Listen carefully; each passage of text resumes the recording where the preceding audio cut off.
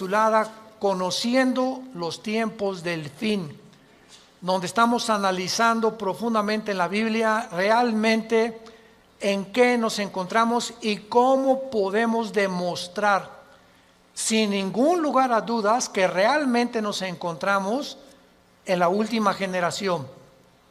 Y una de las cosas más importantes que tenemos que entender los cristianos es que es el tiempo de volverse a Dios.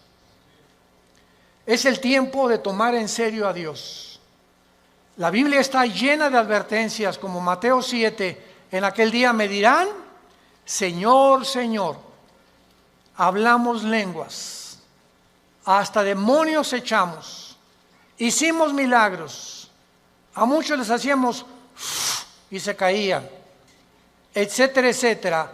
Y les diré, nunca los conocí, porque nunca hicieron mi voluntad. Entonces, hacer la voluntad de Dios es creer que lo que la Biblia dice es verdad. Y si tú vienes a un estudio de francés o a un estudio de hebreo o de italiano, o vas a la escuela a estudiar geografía, imagínate que el maestro sepa que no llevaste tu libro de geografía, o tu libro de historia, o de civismo, o de todos los libros, ¿verdad? En mis tiempos que teníamos la mochila cargada como con 10 libros. Entonces nos sacaba de la clase el maestro en aquel tiempo. Entonces venía la Biblia, venía el domingo a la iglesia y no traer el libro. Pues ¿a qué vienes, no? Pues nomás vengo a oír, vengo a escuchar nada más. Pero cuando tienes la Biblia en tus rodillas y hablando el predicador, pero es que como están los versículos ahí en la pantalla, ¿para qué traigo ya la Biblia? Porque si no la aprendes a manejar, a ver el libro de Amós, me voy al índice, Amós página 1195, la busco rápidamente y me doy cuenta que comienzo a manejar mi Biblia y comienzo a descubrir dónde se encuentran en el Antiguo los Salmos, que está a la mitad de la Biblia, los Proverbios, el Apocalipsis, y no andas buscando Génesis en los Evangelios. Entonces, esta es la razón por la cual el cristianismo se encuentra como se encuentra. Ahora, fíjense ustedes, la segunda prueba, si mañana yo le pregunto a cualquiera de ustedes que no trajo la Biblia hoy, ¿me puedes llenar una hoja tamaño carta en un resumen de lo que oíste ayer en la conferencia? No llenan ni la mitad de la hoja. Porque es más difícil recordar que estar escribiendo o tomando notas o estar en contacto con la Biblia o con el libro de geografía o de historia o con la materia que tengas que escuchar. Cristianos, familia de Dios, pónganse las pilas.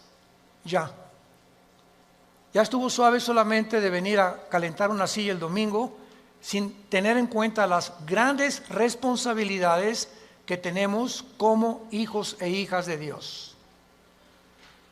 En la Biblia encontramos dos patrones que nos muestran claramente que Dios tiene en su plan cósmico de los tiempos cronología, porque dice yo soy el primero, yo soy el postrero, desde el principio hasta el fin. Entonces el Dios de los cielos, creador del universo, el maestro de maestros, el sabio de los sabios, cuyos pensamientos no son otros pensamientos, tiene un plan. Y tiene un plan secreto. Por ejemplo, para darles rápidamente esto como un ejemplo, para no ser redundante, Satanás no sabía el plan de Jesucristo. Dice en 1 Corintios capítulo 2, si los príncipes de este mundo, o sea, está hablando de los principados satánicos, hubieran sabido que Judas no iba realmente a funcionar y que matando a Cristo se les iba a devolver el tiro por la culata, nunca Satanás se hubiera metido a Judas, ni hubieran crucificado a Cristo, ni el diablo hubiera asusado a los líderes religiosos para que lo crucificaran. ¿Por qué? Porque aunque sabían que venía el hijo de David y que algún día vendría un Mesías, no se mencionaba que era el Hijo de Dios. No se mencionaba que era Dios en la carne, aunque de alguna forma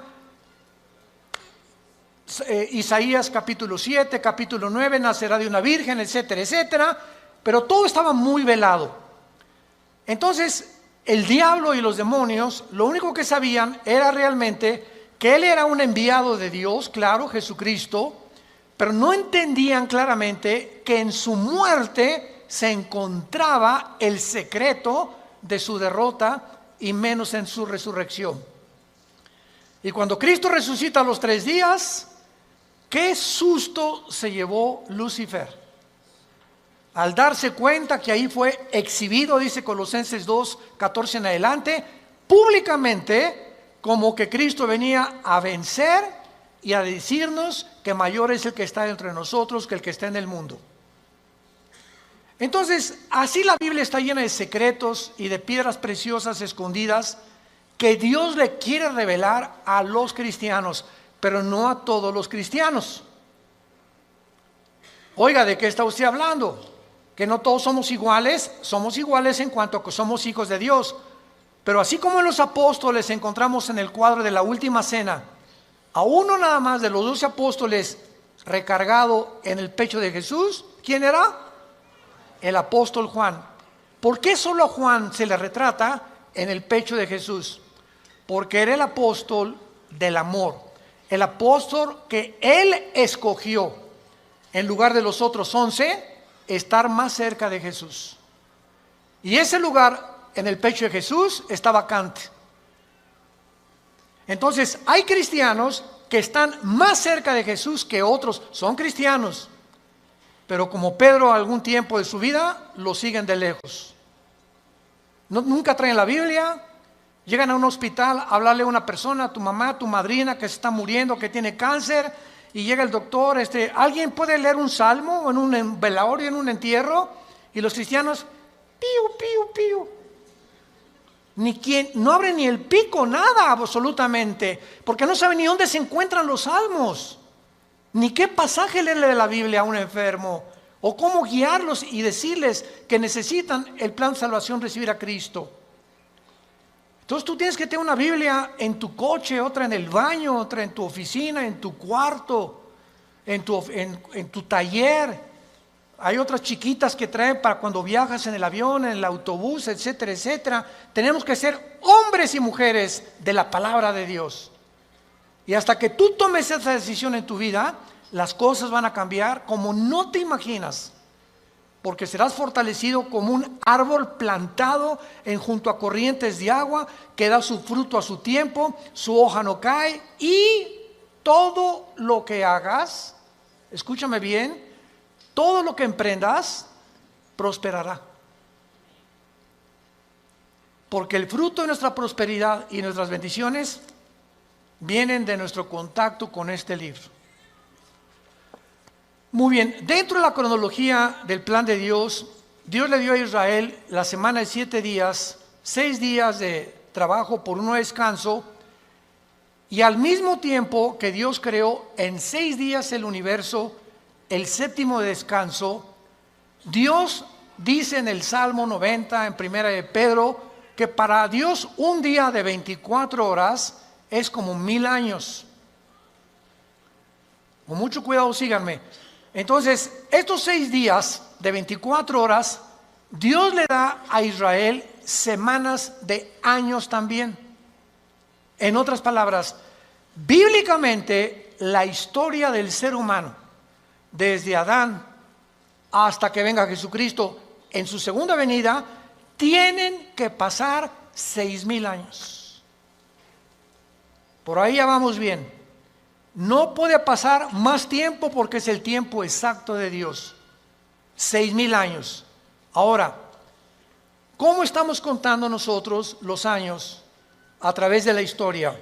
El impacto de Jesucristo en la historia ha sido tan grande, señores historiadores, maestros, sociólogos que nos visitan, ateos, escépticos y agnósticos.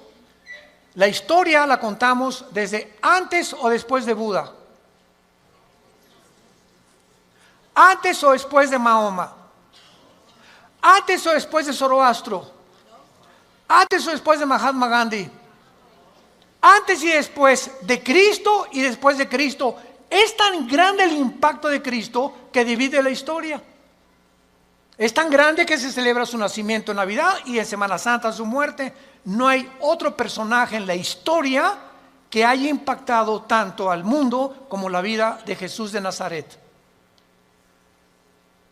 Ahora, este impacto de Jesucristo en la historia nos muestra que no sabemos cuándo nació.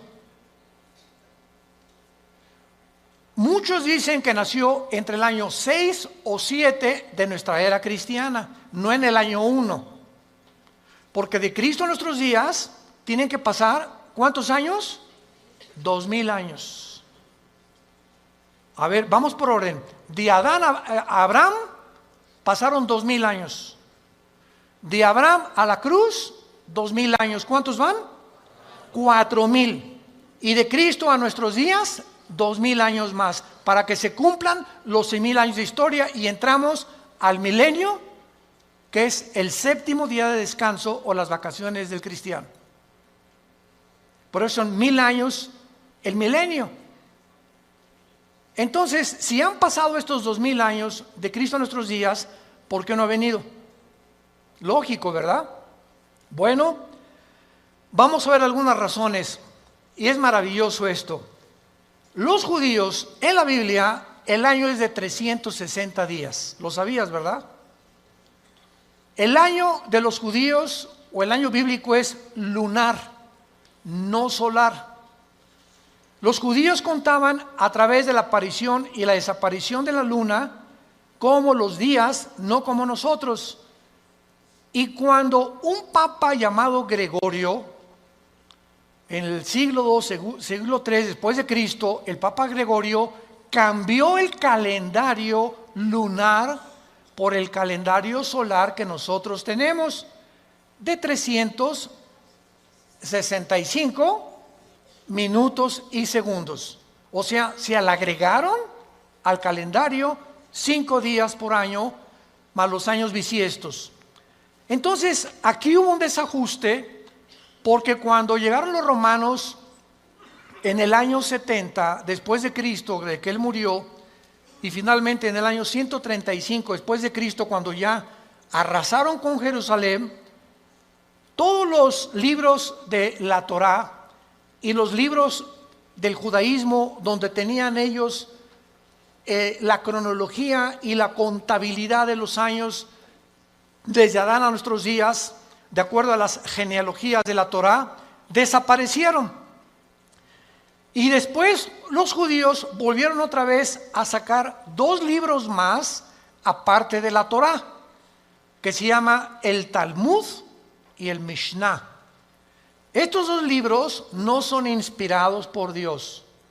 Inspirado por Dios es la Torá, que involucra los 5 libros de la Biblia. Por eso es Torá. Los primeros 5 libros de la Biblia son el Pentateuco, como se llama, o la Torá, porque son los libros que Dios le dio a los judíos con las leyes de Israel. Pero el Mishnah y el Talmud son interpretaciones de la Torá. Entonces no fueron inspirados por Dios. Y en el Talmud y el Mishnah hay 600 más mandamientos que los judíos tienen que cumplir.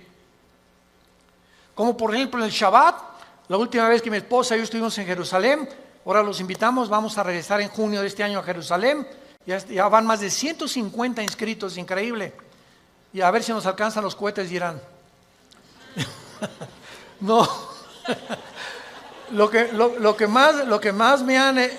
correos que más hemos recibido, ahora que comenzó el conflicto entre Irán y Estados Unidos, que es un conflicto que se inició en 1979, cuando el Ayatollah Khomeini convierte Irán en la República Islámica de Irán. Antes de 1979, Reza, el Shah de Irán, era amigo de Estados Unidos y no había los problemas que hay ahorita. Pero entra el Ayatollah Khomeini en el 79, se convierte en la República Islámica de Irán y comienza a prevalecer la religión sobre el Estado. Ahora sí que ya no hay ni siquiera separación de iglesia y Estado, ahora es la religión la número uno y los líderes religiosos mandan y gobiernan Irán, no el Estado, el presidente de Irán.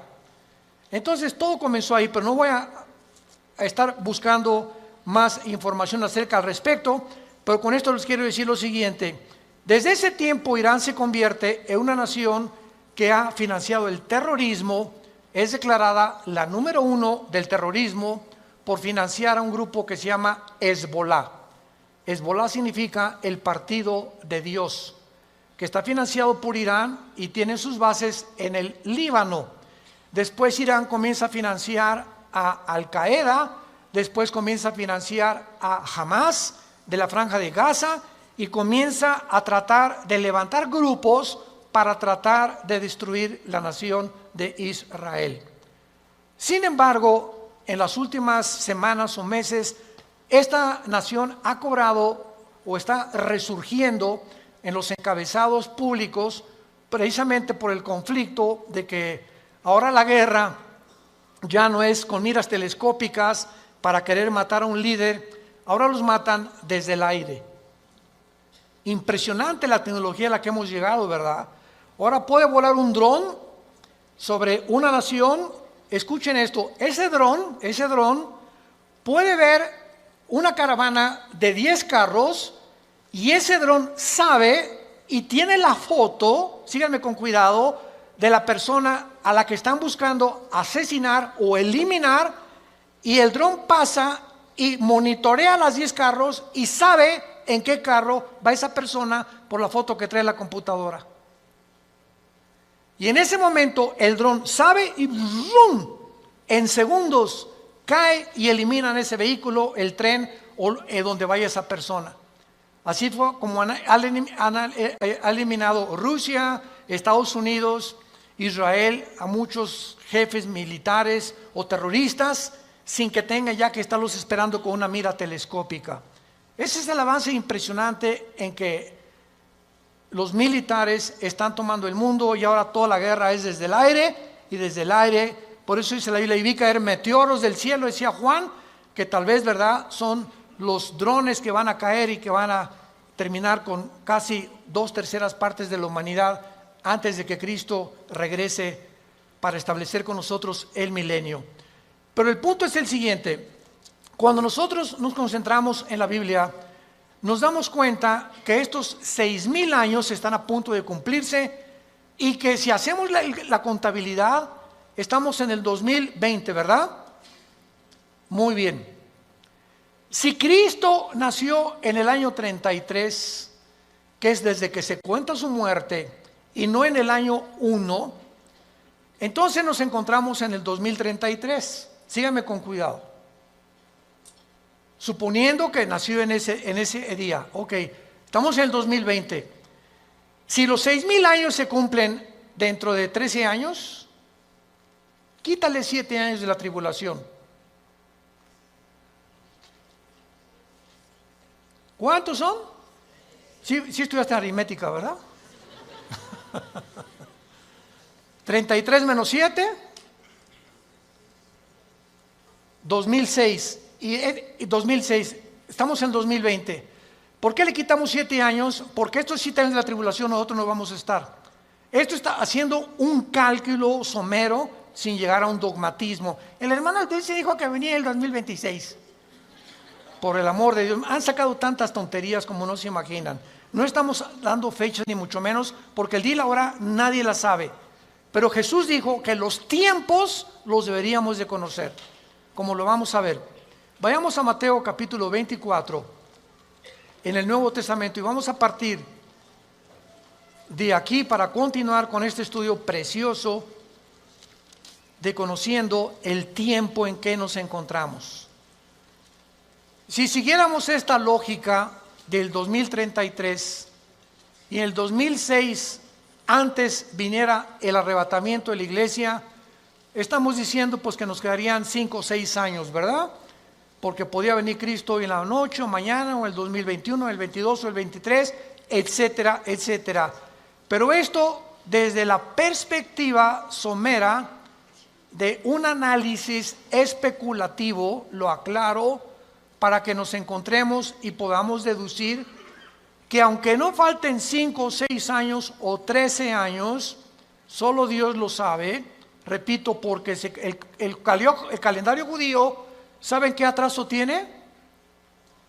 Si tú le preguntas a un judío, la comparación del calendario judío con el calendario de nosotros es de 250 años. Ellos se encuentran en el año 250 antes que nosotros. Es más, aquí tengo ya la fecha, ¿verdad? En el 2019, ¿verdad? El año judío era de 5,800 aproximadamente. Entonces ahora ellos están más arriba o más abajo por los cálculos del Mishnah y de los libros que se perdieron, y el análisis y las genealogías no pudieron calcular exactamente. Y nosotros bíblicamente, hubo un obispo en Inglaterra llamado Busher, arzobispo Usher, que fue el que dijo que desde Adán hasta Cristo son 4,000 años. ¿Basado en qué? Basado en las genealogías que se encuentran en el capítulo 10 del Génesis. Ahí está la genealogía de las genes. Adán tuvo esto y esto y esto, y Isaac tuvo esto y esto y esto, y etcétera, etcétera. Lleven en todas las genealogías de donde descendemos todos. Y basado en esas genealogías, que hay un margen de error de algunos años, se calculó que de Adán a Cristo hay 4,000 años, y de Cristo a nuestros días llevamos 2,000 años. Pero no puede haber más de 25 o 30 años de margen de error. Entonces nos encontramos demasiado cerca, más cerca de lo que nos imaginamos. Ahora bien, otra cosa importante, antes de leer Mateo 24.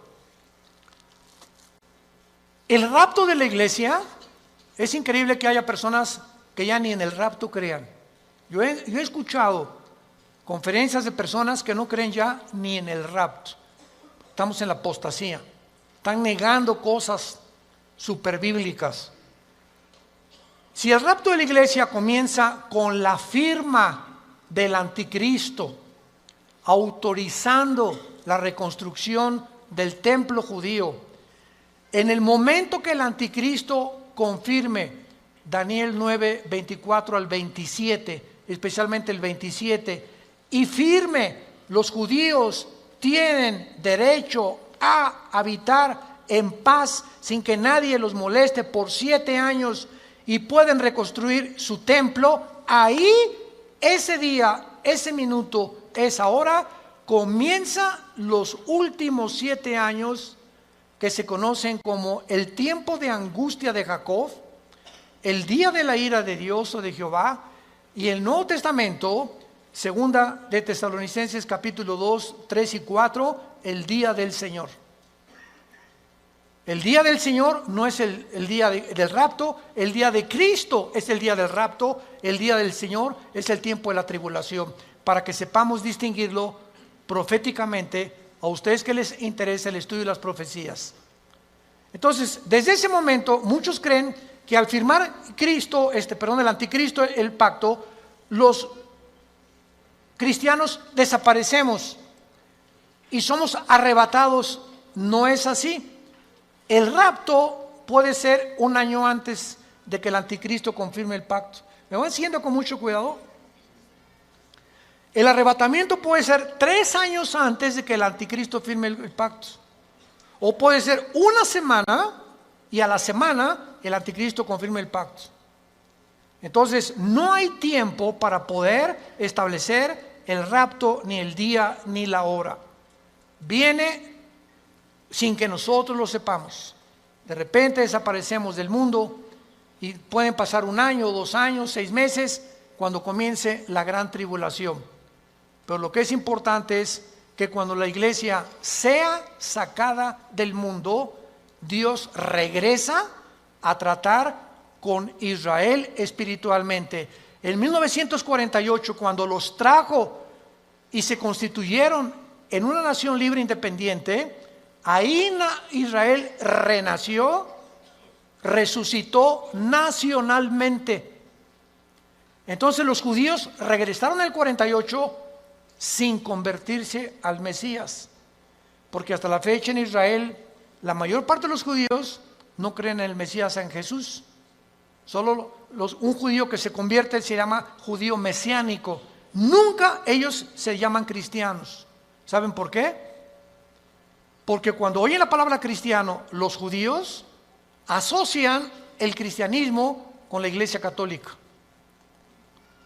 Y la Iglesia Católica los persiguió más de 250, 300 años en la Inquisición con el señor Torquemada en España.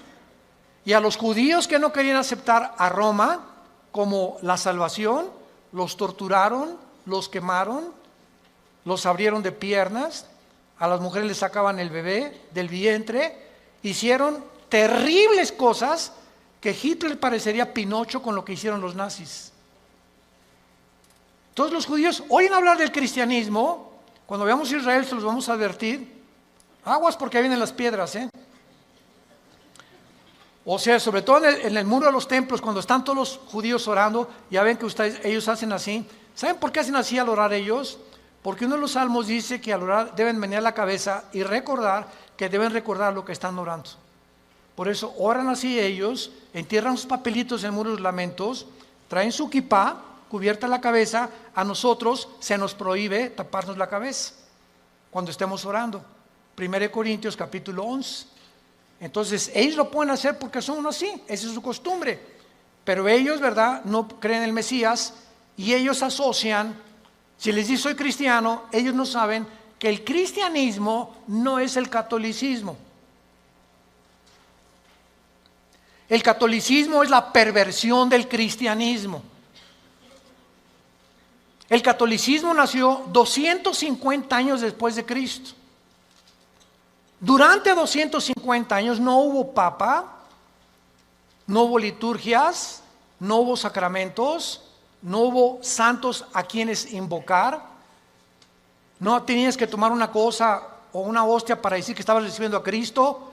Pero se convierte Constantino, el último emperador romano, y entonces absorbe el cristianismo antes de él como la religión oficial del Sacro Imperio Romano.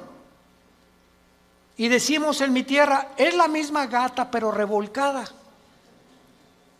Entonces el Imperio Romano políticamente se da la vuelta y se convierte con el mismo poder, escúchenme, pero religioso. Y desde hace casi 18, 19 siglos, el Imperio Romano es el imperio del Vaticano y gobernó Europa, a los príncipes, a los reyes, y nadie en Europa se podía casar ni a tener negocios sin el permiso de Roma, de la religión. Y los que no pertenecían y aceptaban que el Vaticano era el único representante de Dios, los quemaban, los crucificaban, los echaron a los leones, etcétera, etcétera, etcétera. Ya hablando después del Coliseo romano famoso. Entonces, el cristianismo no es una religión, es una relación personal, viva, orgánica, dinámica, con alguien que está vivo. Y cuando salimos de la religión y nos encontramos con el Jesús resucitado que quiere entrar a tu vida hoy, tal vez tú no lo tengas, descubres que el cristianismo es diario y lo vives diario. Te levantas y tienes tu Biblia, te acuestas y tienes tu Biblia, oras por tu familia, oras por tu esposa, oras por los alimentos, comienzas a asociarte, tienes una comunión con Dios diaria. Por eso se compara con el matrimonio el cristianismo. Imagínense mi esposa y yo, que me digan 8 meses, Armando, en estos 8 meses que tenemos tú y yo, nos hemos sentado algún día a platicar y algún día tú me has comunicado y compartido tus sentimientos, tus expresiones, cómo te sientes para que yo te conozca más, porque llegamos en la noche y nomás oigo y te volteas para el otro lado, te vas a trabajar durante todo el día Es más, nos vamos a un seminario de matrimonios, que es donde nos encontramos otra vez, o de vacaciones y no nos hablamos, tú con el periódico. Yo no te conozco, tenemos 30 años de casado y no te conozco, eres un desconocido para mí, eres una desconocida para mí. ¿Por qué? Porque nunca descubrieron que el matrimonio es comunión. Es comunión. Se pierde la comunicación en el matrimonio, perdiste tu matrimonio. Un matrimonio que no se comunica, que no es tan así, donde una vez a la semana a tomar un café, nos vamos de vacaciones, platicamos, nos damos tiempo el uno para el otro, para conocernos, es imposible que funcione. Se levantan barreras de silencio y ya pasaron un mes y tu esposa tiene cara de la jeta. Y nosotros hoy, ¿qué le he hecho? Es que hay tantas cosas de ellas que les molestan de nosotros. Pero ¿cómo vamos a descubrirlo si nunca, oye, mi amor, tienes tu jetita linda, dorada, parece una princesita pero con jeta? Dime qué te pasa, ¿verdad? Y a las mujeres les encanta.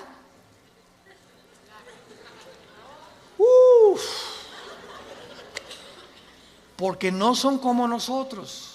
Pueden hablar 5 horas, 6 horas con sus amigas, con lo que sea, y se despiden y en el teléfono siguen hablando y desde el carro siguen platicando, etcétera, etcétera. Y cuando llegamos nosotros que no nos gusta eso, y tenemos que entender que a ellos les gusta eso, perdón, ya parece que estamos en un seminario de matrimonios. Ya me estoy saliendo del tema, les pido perdón. Bueno, se van a enojar y así es el cristianismo. Ok, entonces el cristianismo no es una religión, es una relación con Cristo diaria.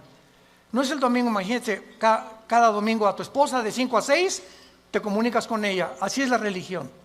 El domingo voy a misa, a la iglesia, y lunes, martes, miércoles, jueves, viernes ni me acuerdo, ni abro la Biblia, ni oro, ni nada. A lo mucho me echo una persinada de vez en cuando va a meter el gol en América.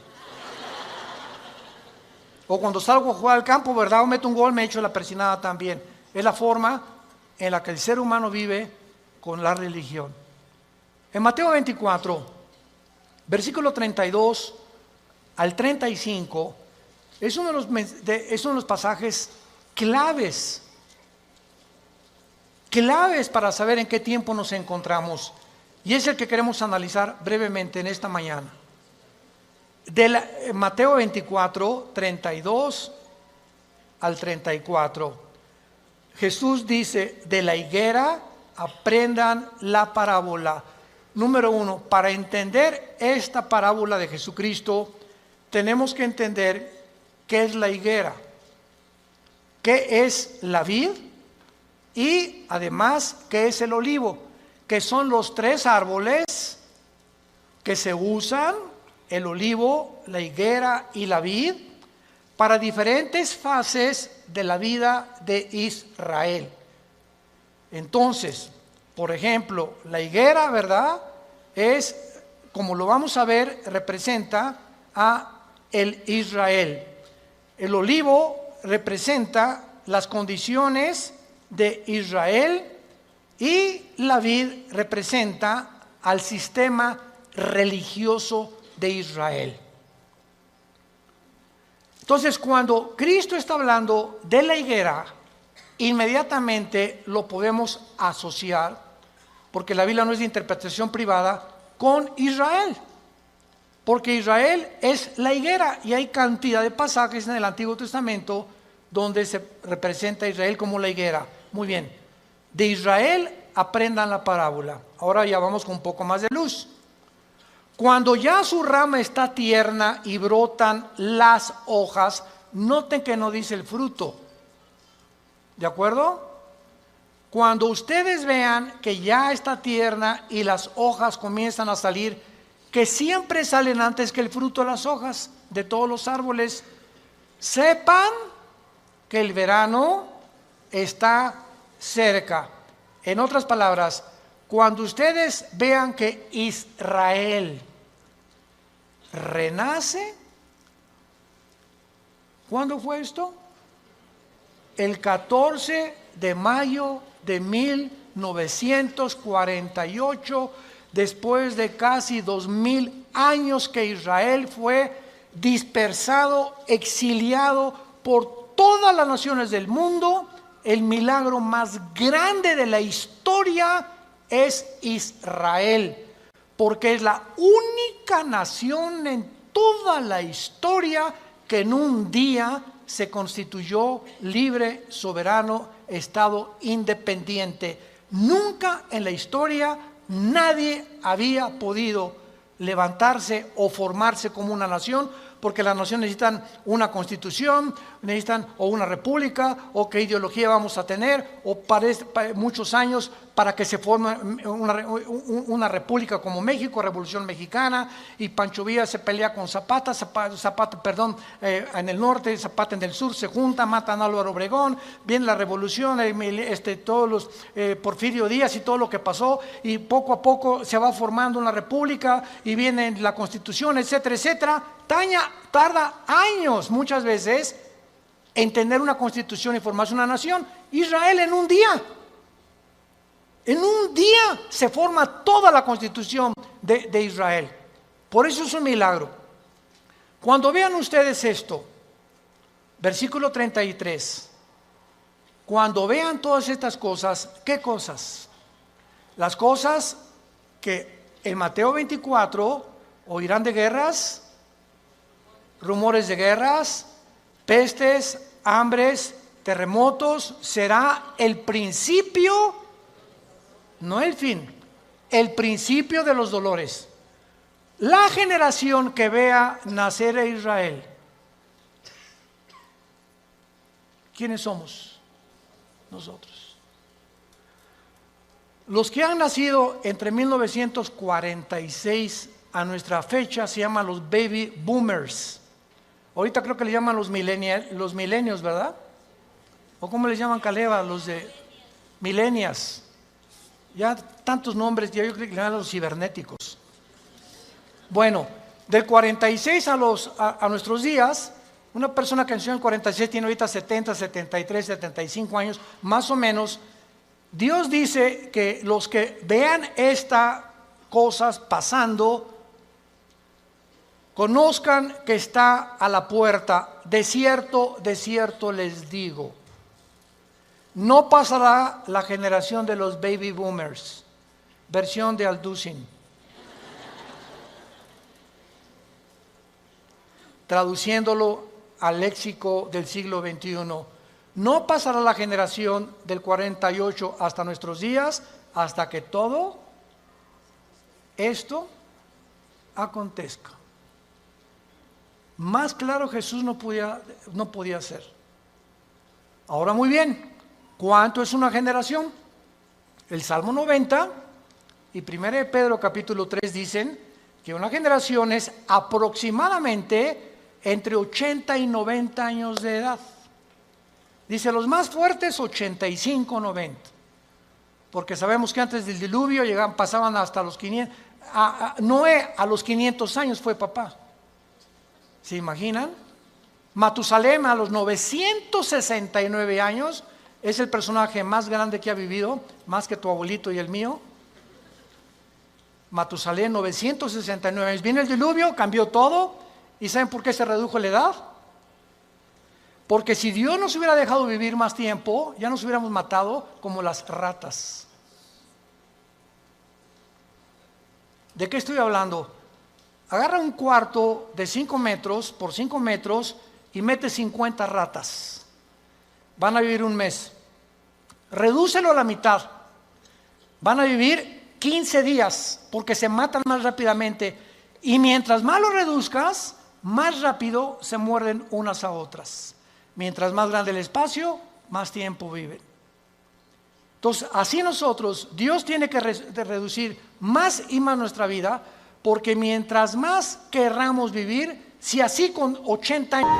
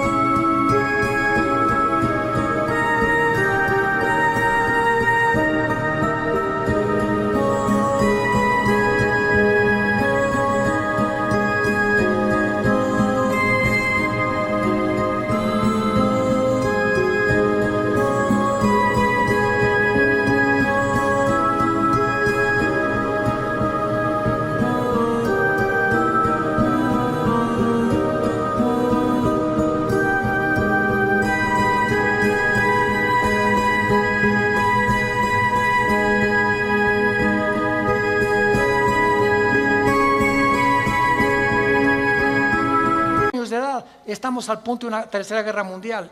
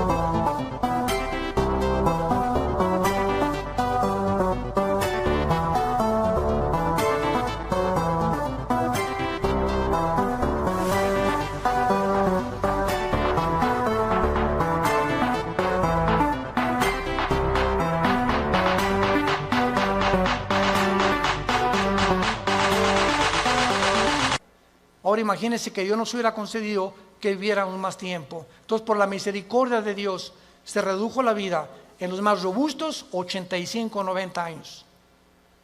En el caso de mi familia, mis abuelos maternos de 97, 95 años murieron. En el caso de mi paterno, mi abuelo murió de 90, mi abuela de 95.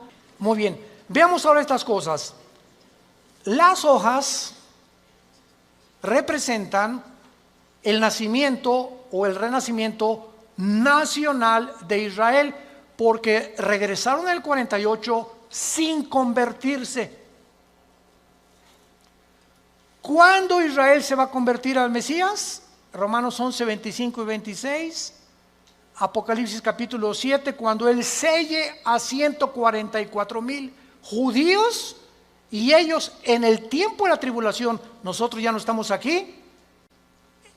El más grande avivamiento de Israel se convertirá cuando Jesucristo venga al final. Y cuando Él venga al final, todo Israel será salvado. Desde luego los que creyeron en Jesús como el Mesías. Entonces, es importante esto, ¿verdad? Porque las hojas representan el renacimiento de Israel de 2000 años y el nacimiento de la generación de la higuera. Cuando Israel se convierta, entonces el Israel será el fruto de la conversión, porque por el árbol, por el fruto lo conoceremos a un árbol. Si es un árbol de naranjas, da naranjas; si es un árbol de manzanas, da manzanas. Ahorita Israel no ha dado fruto. ¿Cuál es el fruto? Amor, gozo, paz, benevolencia, que produce ¿quién? El Espíritu Santo. Y ellos no tienen a Ruach el Kadosh, al Espíritu de Dios que tiene la iglesia que Dios nos ha dado. Muy bien, ahora es importante que veamos en el capítulo 21 de Lucas algo sensacional, algo asombroso acerca de esto. Porque aquí hay una señal que es la siguiente. Si Israel no hubiera regresado en el 48, no sabríamos qué tan cerca estábamos del rapto. Tenía Israel que regresar en el 48 a la Biblia, porque desde el 48 que regresó Israel a la Biblia, se puede cumplir el rapto. Entonces, el hecho que hayamos nosotros sido la generación que esté contemplando este milagro de Israel en el 48, nos habla que el tiempo está ya contado. Si Israel no hubiera regresado, el anticristo, ¿qué me va a perseguir? ¿Me están siguiendo?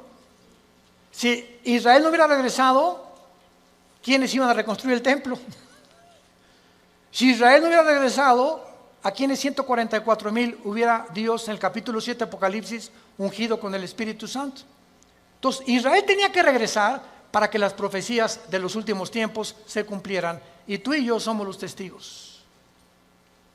Antes del 48, nadie sabía ni se imaginaba que Israel iba a regresar. Fue un milagro de la historia. Y el rapto lo mismo. No sabemos ni cómo, ni cuándo, ni a qué hora, pero va a ser algo que ya se puede cumplir porque Israel está en su tierra. Ahora, en Lucas 21 hay un antecedente maravilloso y dice en el versículo 29 el Señor Jesucristo: también les dijo una parábola, y está contando Lucas las mismas palabras de Jesús, pero observemos con lupa que Lucas le agrega otras palabras que no tiene Mateo. Y nos vamos a sorprender de esto.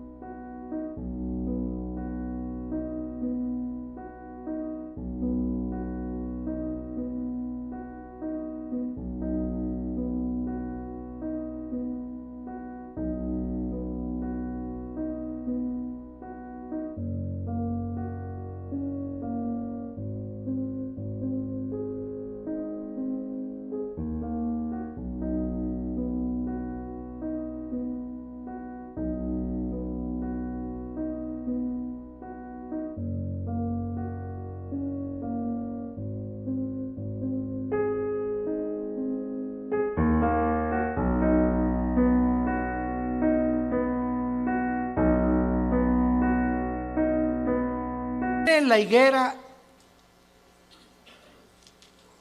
ya ves que te dije que trajes la Biblia. Aquí ya me doy cuenta quién la trae. Y todos los árboles. Eso no está en Mateo. En Mateo solamente es la higuera, pero aquí se le agrega que no solamente miremos a la higuera, sino todos los árboles. ¿Quiénes son todos los árboles? En la Biblia, por ejemplo, en el libro de los Jueces, en el libro de los Antiguos Testamentos, los árboles representan dos cosas: naciones y personas. Como en, por ejemplo, Ezequiel 31, el cedro representa al anticristo, y los árboles, las naciones que van a estar alrededor del anticristo.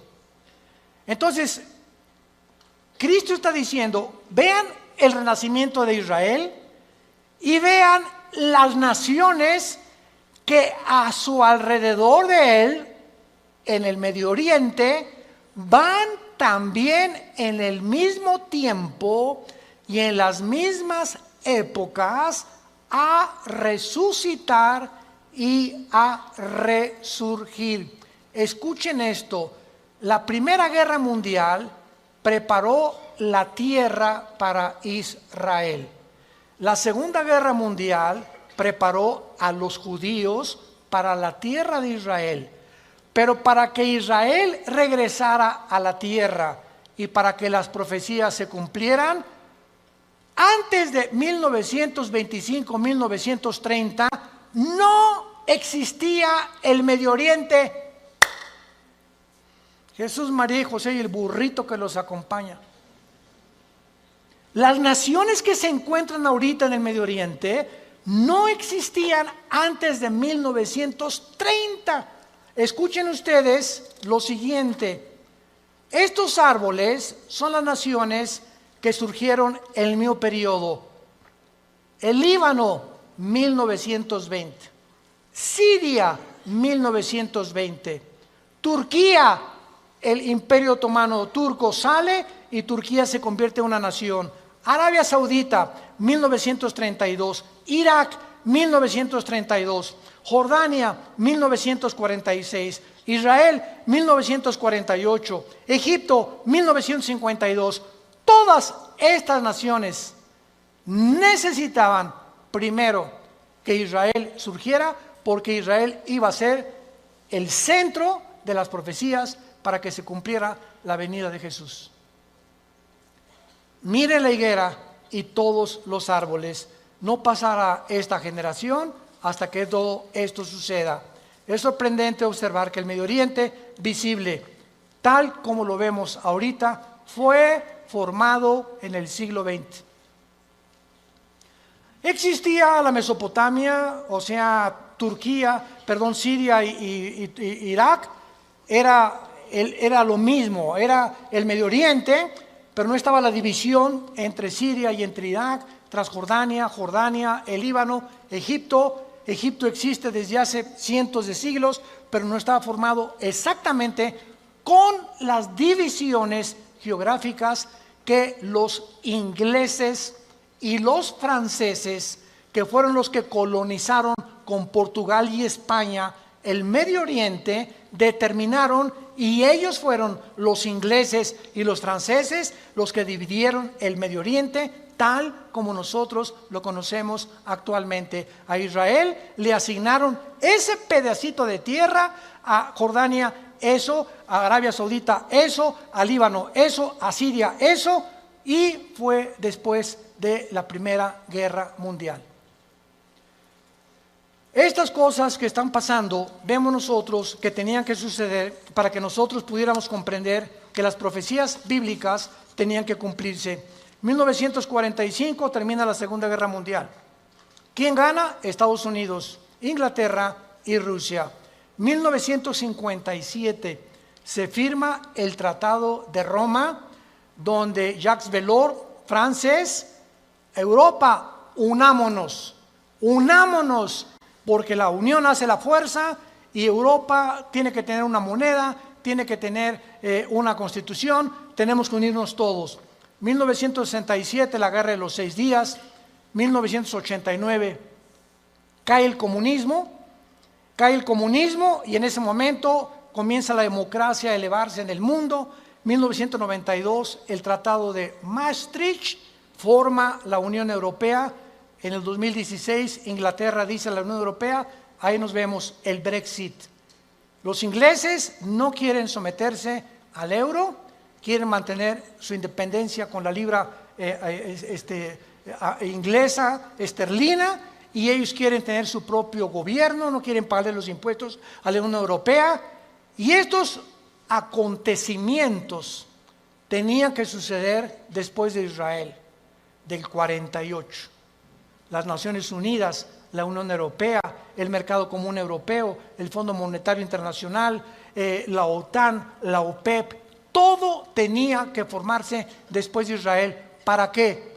Para preparar el camino a las profecías que tenemos aquí de los últimos tiempos, y todos estos eventos han sucedido ante nuestros ojos para que sepamos que los cascos del Apocalipsis se escuchan en el cielo. ¿Qué es el 2021?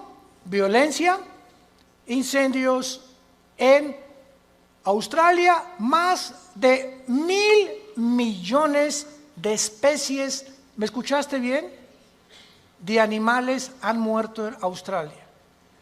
1 millón de especies casi en las Américas de animales. Y estamos involucrando también a delfines, ballenas, tiburones y peces. Incendios en California, incendios en otras partes del mundo, inundaciones, tsunamis, cambios de clima, ya no hay primavera, ya no hay verano, huracanes devastadores, cada día con más fuerza, grado 3, grado 4, etcétera, etcétera. Nos encontramos en un mundo convulsivo políticamente. ¿Qué será? ¿Será melón? ¿Será sandía? ¿Comunismo o socialismo? ¿O autocracia? ¿O monarquías otra vez? ¿O una oligarquía? ¿O qué sistema? No, vamos a mezclar mejor ya. Comunismo con capitalismo como China. O socialismo pero también con capitalismo. Y es una ensalada del chef en las ideologías gubernamentales y filosóficas, porque el mundo ha llegado a su fin. Ningún sistema ha funcionado, el comunismo cayó, fue un fracaso, se vuelve a desenterrar al mismo muertito, porque la historia nos enseña que el hombre no aprende de la historia. Y cometemos los mismos errores, porque usted es la generación de los milenistas o milenios, o ¿cómo les llaman? Cibernético les llamo yo, ¿verdad? No han experimentado lo que nuestros padres en la Segunda Guerra Mundial, lo que se sufrió, y ahorita el pasado ya no existe para ustedes. Ahorita solamente la computación y esto dinero, y qué carrera es la que más dinero produce, y por acá y por allá, y somos movidos por una ambición, una especulación, una comercialización de todo en todas las cosas, porque el mundo se dirige al comercio. ¿Sabían ustedes eso? El anticristo va a establecer un sistema de comercio en Medio Oriente que va a ser el Plaza Galerías más grande del mundo, en Irak, donde nació tu madrina. Y cuando nosotros veamos estas cosas, nos damos cuenta que el mundo se encuentra en un precipicio, que nos queda muy poco tiempo. Yo te pregunto, ¿tú eres cristiano? Si me contestas que sí, te hago la segunda pregunta. Desde que tú te convertiste, ¿has guiado a alguna persona a recibir a Cristo en su vida? ¿O eres de las personas que estás en el hospital con tu madrina muriéndose? Pastor, ¿puede venir a hablarle a mi esposa de Cristo? ¿A mi madrina? Oye, entonces, ¿que tú no le puedes dar un versículo de la Biblia o compartir el plan de salvación? ¿No sabes cómo guiar a tu madrina en agonía a que reciba a Jesucristo en su cama? Tienes que recurrir al pastor. Se murió, ¿puede venir al funeral para predicarles de Cristo? ¿No lo puedes hacer tú? Claro que vamos, porque es nuestra responsabilidad de los pastores. Pero ojalá que se levantaran más familias ya con un liderazgo, con la convicción profunda de que es lo más importante que el ser humano pueda tener, regresarse a Dios y pedirle perdón por tus pecados. ¿No lo quisieras hacer tú en esta mañana? ¿No quisieras tú considerar ante los acontecimientos que nos rodean que verdaderamente necesitas a Dios? Que tú no puedes ya seguir jugando a la matatena con el cristianismo, ni creyendo o engañándote, que es peor. Porque una persona engañada no sabe que está engañada porque está engañada. Entonces, para que alguien sepa que está engañado, tiene Dios con la Biblia que decirle: estás mal. Tú crees que eres, pero no eres más que un pobre, desventurado, miserable y desnudo pecador que tiene necesidad. Que unja tus ojos con colirio, como la iglesia de la Odisea en Apocalipsis capítulo 3, y que tengas una relación conmigo todos los días. Que te levantes en la mañana y lo primero que hagas: mi alma tiene sed de Dios. Como el siervo clama por las aguas, mi alma tiene sed de Dios. ¿Hay esa pasión por Dios en tu vida? ¿Buscas a Dios con todo tu corazón? ¿Vienes al domingo y ya traes tu Biblia? ¿Ya te cayó el 20? ¿Realmente estás convencido que esto es lo que realmente Dios quiere para tu vida? Despiértense, porque el día está amaneciendo y tenemos que recurrir a las promesas de Dios para saber que no todo el que me dice Señor, Señor, sino el que hizo